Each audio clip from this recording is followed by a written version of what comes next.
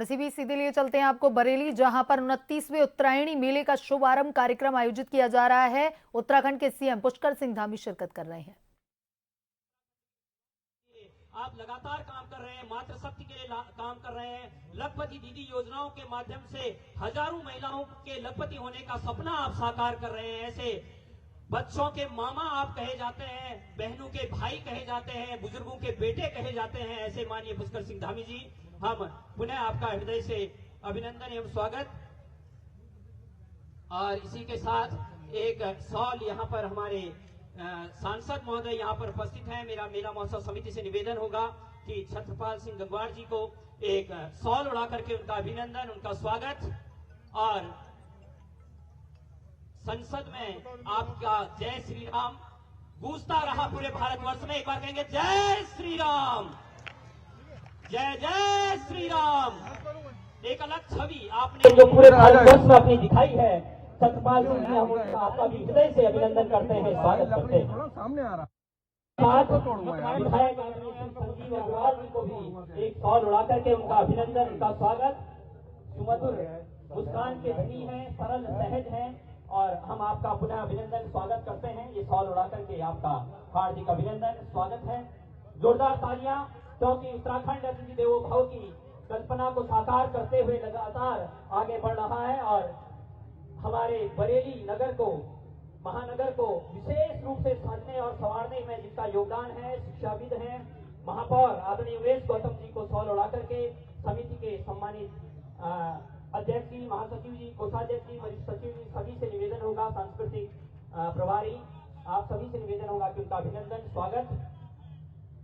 आपका भी विशेष सहयोग लगातार मिलता है। और इसी के साथ माननीय मुख्यमंत्री महोदय जी के द्वारा 3 विभूतियों का सम्मान यहाँ पर किया जाना है, जिन्होंने लगातार हमारे इस मेला महोत्सव को मजबूत किया है।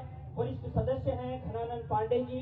मेरा निवेदन होगा कि स्मृति चिन्ह और प्रशंसा पत्र भेंट कर उनका अभिनंदन करेंगे।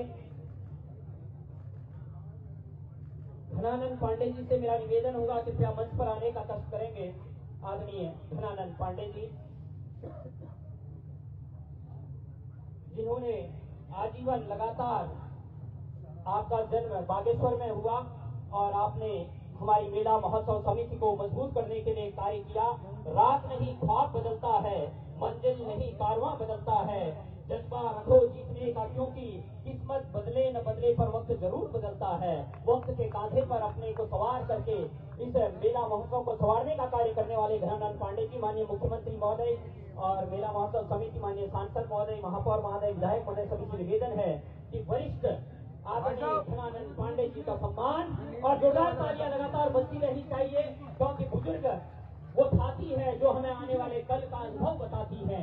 उन्होंने एक लंबा कालखंड देखा है और बुजुर्गों का सम्मान जिस समिति में होता है, जहां होता है, निश्चित रूप से वो समिति, वो परिवार दीर्घजीवी होता है, यशस्वी होता है। और इसी के साथ खड़ग सिंह बिष्ट जी हमारे बीच में यहाँ पर उपस्थित हैं, वरिष्ठ हैं और 1970 में भारतीय पशु चिकित्सा अनुसंधान केंद्र इज्जतनगर बरेली में लैब टेक्नीशियन के पद पर आप रहे और 42 वर्षों तक केंद्रीय सरकार में आपने सेवाएं दी और लगातार मेला महोत्सव समिति में आपका योगदान रहा है।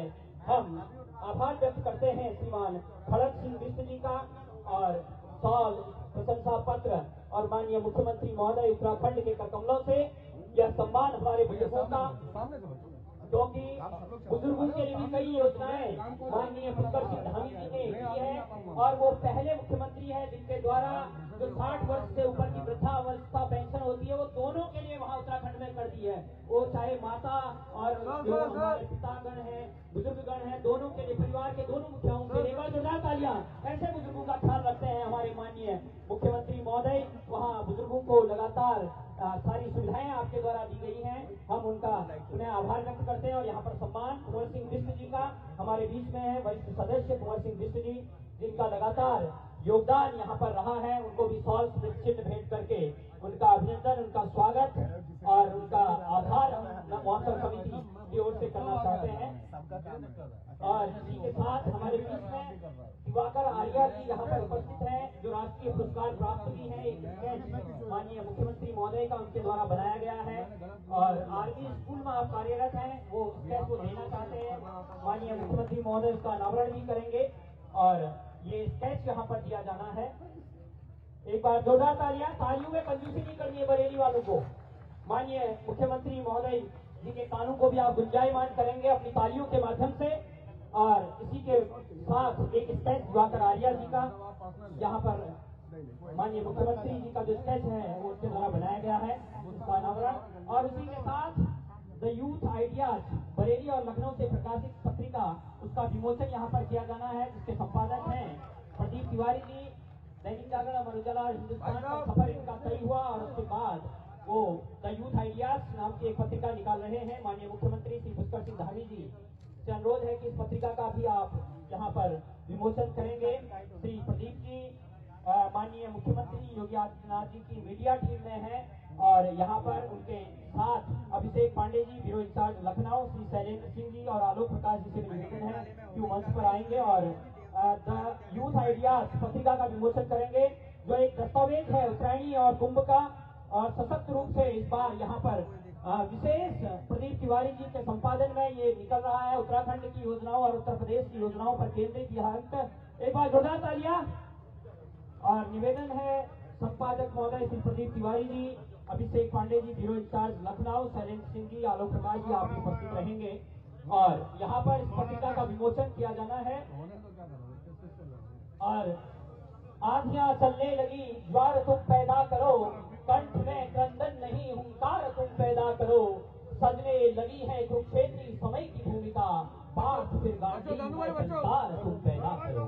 इसी शंखनाद और टंकार को लेकर के माननीय मुख्यमंत्री महोदय हमारे बीच में है। एक बार जोरदार तालियां और द यूथ आइडियाज पत्रिका का विमोचन उत्तराखंड के यशस्वी मुख्यमंत्री माननीय पुष्कर सिंह धामी जी के करकमलों के द्वारा यहाँ पर किया जा रहा है। एक दस्तावेज है जो उत्तरायणी और कुंभ का और मैं धन्यवाद और आभार व्यक्त करना चाहूंगा संपादक महोदय को, शुभकामनाएं प्रदीप तिवारी जी को, समस्त टीम को और इसी के साथ मैं निवेदन करना चाहूंगा कि हमारे समस्त अतिथिगण कृपया अपना स्थान ग्रहण करेंगे मुख्य मंच के सामने। मेरा निवेदन होगा माननीय मुख्यमंत्री महोदय से कि कृपया मुख्य मंच के सामने आप सभी लोगों से निवेदन होगा कि स्थान देंगे। यहाँ पर एक सांस्कृतिक कार्यक्रम उसके बाद आपका ओजस्वी उद्बोधन हम सभी को प्राप्त होगा।